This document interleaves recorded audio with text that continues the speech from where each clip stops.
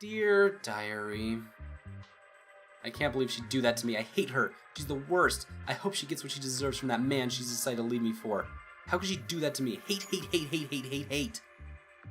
I was at the theater to tell her my decision about... Oh no. Oh geez. I just really realized how badly I screwed this up for me. All because I was stupid enough to be love-struck by this stupid selfish woman. Oh no, what am I gonna do now? I was at the theater to tell her... She just realized this mid-sentence.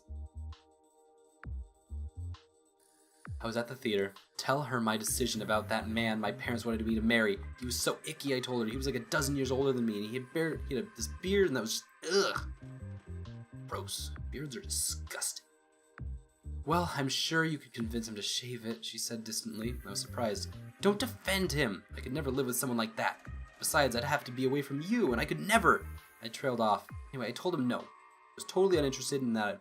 He should go find some girl his age instead and maybe ask for her directly instead of going around to her parents. My father was upset, but I had to. That was the end of that. She just keeps setting herself up. We have to break up, she said suddenly. Nothing else, nothing leading into it, just that. Don't really remember what I said. I don't think I believed her. I know I stammered a lot, probably, but... Didn't you realize this was bound to happen? So patronizing. There's a patron who'd like to buy me out, take me into his house.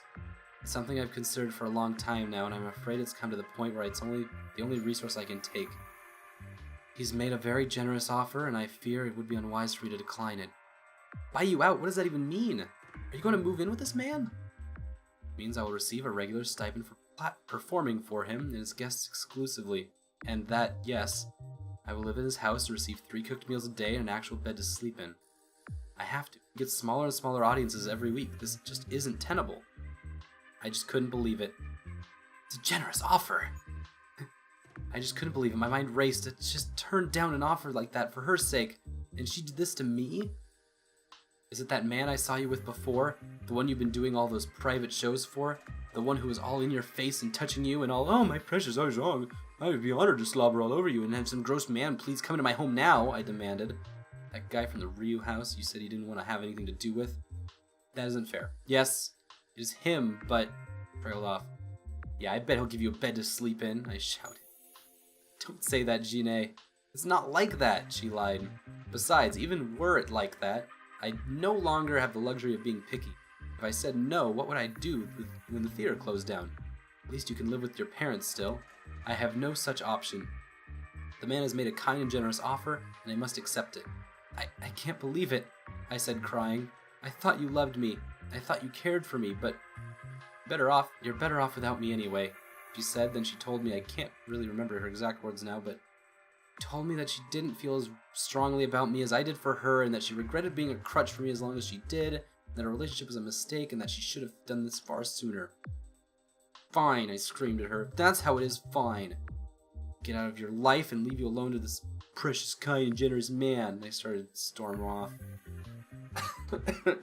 Mute. This is pain. This is pain. Wait, please don't leave like that. Please stay, she begged. Our relationship is doomed, but it doesn't mean I didn't like being with you. Please, stay one more night. I couldn't bear it if my last memory with you was a sad one. I thought her voice was always so graceful before. Right then I realized it was. It was pitiful. It was always pitiful. She was trying to manipulate me. Probably like she'd done with that patron. Probably like she'd done with me before. It wasn't charming. It wasn't playful elegance. It was a pitiful lie. Beijing did the right thing. How could she be so unappreciative of that? The fun thing I like about reading this is that all of these passages are extraordinarily open to interpretation in a lot of ways. And I love Mute just giving one interpretation. And sometimes I can agree with her, sometimes I can disagree with her, sometimes I can kind of move neutrally within her, and many more other versions off of that. I have a lot of ways I can interpret her own ways of thinking. I'm assuming a lot of you guys have your own ways you can interpret what is going on too. I hope that's the case. But it's just... the play happens in the interpretation. If you weren't aware about where the game is in this, it is in reading and playing with what your interpretation of the story as it is drawn out in this specific way is. And that's why every single Let's Play of this is going to be different, because the passages are going to be splayed out differently for every single person. So, this is a really fucking game, is basically what I'm trying to say. But this is a really sad part. It's really sad. I told her the truth. I hate you! I screamed at her and ran away. I don't know what to do now. I tried not to let my family see me like this, but, well, there's only a paper screen between us. I'm such a mess. I just can't believe she'd do that to me. I can't believe after I made that hard decision, she made the easy one and threw me away. Writing this calmed me down a little, at least. And now the reality sinks in. The reality sinks in. I have nothing now. I guess all I can do is apologize to my dad and hope that I get a second chance. I guess that's all I can do. Well, if she'd do that to me, I hate her. Oh. This is an interesting point in class. And there's also an age bit of it too. Age is a very important part in what's happening with this whole narrative, at least within the subtext of it. Yeah, love is hard.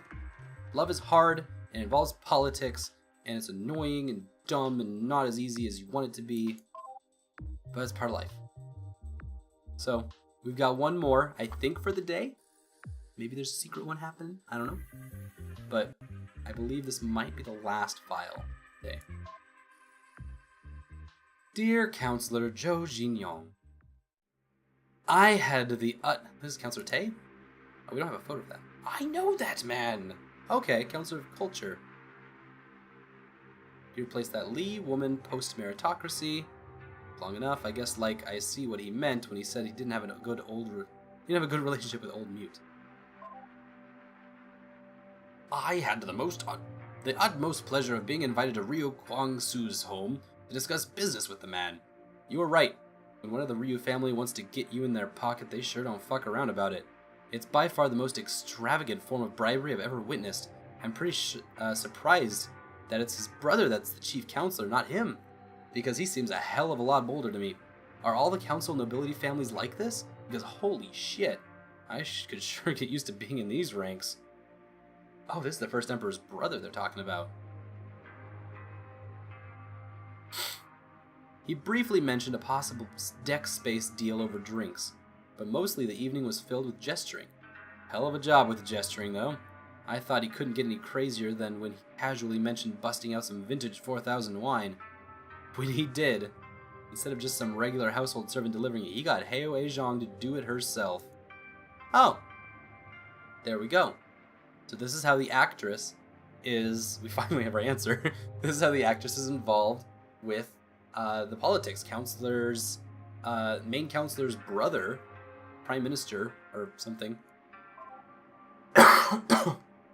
His brother is the patron for our actress, for Heo Eizhong.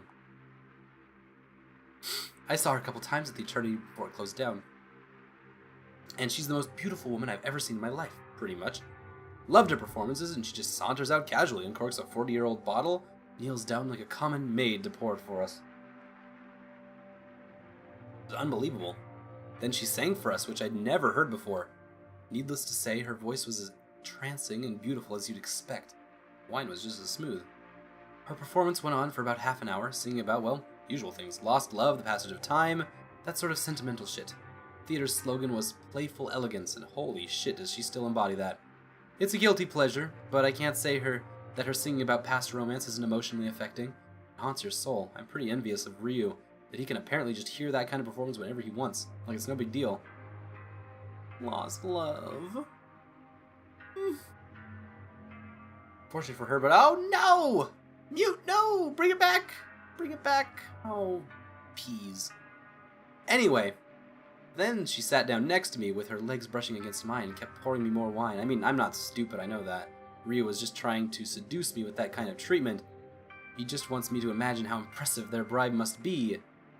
But, that was the point where he mentioned the possibility of getting my family some deck space that's more spacious than where we were before. Like, maybe even with a window to the stars. That's a romantic thought, that's for damn sure. I got a chance to talk to Eizhong while Ryu was in the can. Mostly I just used the opportunity to gush about how big of a fan I was of hers. She was very gracious in listening to me. I like that hairpin you have, I told her. It's very bold. Oh, this? It's rather ugly, wouldn't you say? She said with a delightful laugh. but I promised my first love that I'd hold on to it. Aww.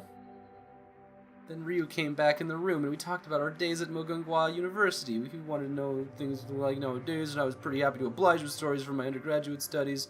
At the end of the evening, he said that he'd save discussing business for next time and that he wanted to hear more stories about his old professors. I'm not stupid enough to think he's interested in a legitimate friendship, but if that's what my council vote is worth, man, I'll take it. They really do not do things by half measures. This had ended well for everyone, at least, even if there was heartbreak. Regards, Counselor Tay. So she's saying that, and I'm assuming that means that this might actually be the end of this part of the arc for these characters. This is the last part of this block, at least, for sure. Wow, yeah. Most important part of this passage is the ugly hairpin is quite bold. For me, at least. However, the other important part is probably how we now understand how all of these characters are connected in some way. That's probably the actual important part. But for me, she still has that hairpin. She's gonna fight. She's gonna fight for everything to get back. And I hope that's what happens. Alright, that leaves us with 15 more unextracted files. And we've always done this in groups of 6, so that'll be 6, 12, and then a half block or something. Or maybe we'll have a half block now. I don't know. Grab 3. We have the battery power for 3 more.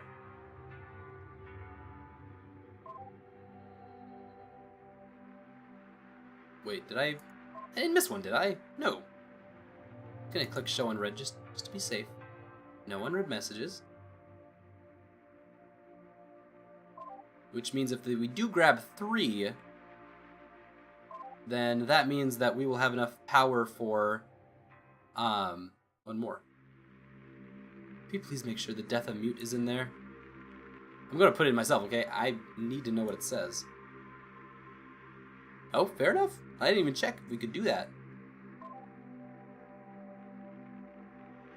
Okay, extracting new messages. Are we gonna get a whole block?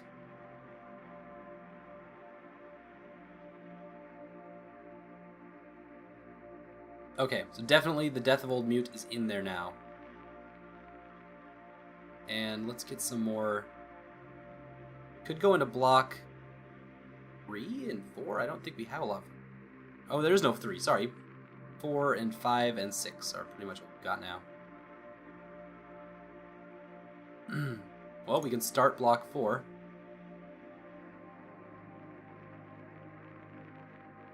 Alright, we'll do that. So, I was right, we do have 3 for this. It's a little mini block. And we will extract the Death of Mute, and then the Lineage Act Amendment, and the Unity Act. Oh, so we're getting political here.